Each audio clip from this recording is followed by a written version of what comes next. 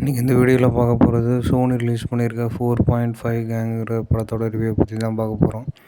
வீடியோவுக்கு போகிறதுக்கு முன்னாடி மறக்காமல் நம்ம சேனலை சப்ஸ்கிரைப் பண்ணிடுங்க. இந்த 4.5 கேங்குங்கிற படம் வந்து எப்போ இருக்குன்னு பார்த்தீங்கன்னா மலையாள ஃபில்மாக தான் வந்து எடுத்திருக்காங்க.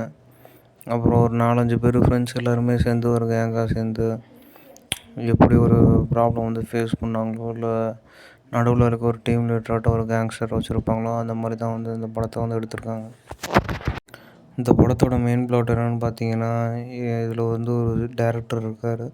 டேரக்டர் வந்து ப்ரொடியூசர்கிட்ட போய் ஒரு கதையை சொல்கிறாரு. நான் வந்து ஃப்ரெண்ட்ஸ் கேங்காட்டம் வந்து எடுக்க போகிறேன்.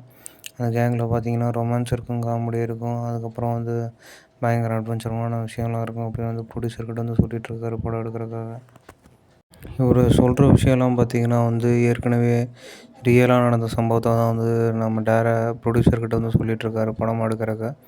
இல்லாட்டி இவர் சொல்லிகிட்ருக்க விஷயம் வந்து அது ரியலாகவே நடந்துகிட்ருக்கு. அந்த 4 பேர் கொண்டு அந்த 4.5 கேங்குற வந்து சொல்லிகிட்ருக்காரு. அதில் 5வது ஆள்னு 4.5ன்னு பக்கத்தில் வச்சுருக்கிறது எல்லாமே வந்து இப்போ கதை சொல்லிகிட்ருக்கவர் தான் அந்த கேங்கில் ஒரு மெம்பராக வந்திருக்காரு. இவர் அந்த கதையில் வர மாதிரியே வந்து ப்ரொடியூசர்கிட்ட வந்து கதை சொல்லிகிட்ருக்காரு. இந்த 4.5 கேங்குறது பார்த்திங்கன்னா இதில் வில்லியாக வந்து நம்ம ஹீரோயினை தான் வந்து போட்டிருக்காங்க. இந்த 4.5 கேங்குறது வந்து பார்த்திங்கன்னா உங்களுக்கு புதுமுகத்தெல்லாம் கொஞ்சம் பார்க்குறக்கு போர் அடிக்க தான் செய்யும். அதனால் வந்து ஃபஸ்ட்டு ஹாஃப் மட்டும் எல்லாமே வந்து போர் அடிக்கும். ஆனால் ஃபஸ்ட்டு ஹாஃப் மேலே தான் வந்து நம்ம வில்லியை வந்து காட்டுவாங்க. அதனால் வந்து சூடு கலப்பம் தான் சொல்லணும். ஏன்னா வில்லி வந்து எல்லாத்துக்குமே ஒரு தெரிஞ்ச கேரக்டர் தான். ஹிருதயம் படத்தில் கூடயும் நம்ம ஹீரோவுக்கு எக்ஸ் லவராக வந்து வந்திருப்பாங்க. அவங்க தான் வந்து நடிச்சிருக்காங்க. அவங்க வில்லியாக வந்திருக்கனால வந்து இந்த படத்தோட எதிர்பார்ப்பு இன்னும் தூண்டியிருக்குன்னே சொல்லலாம்.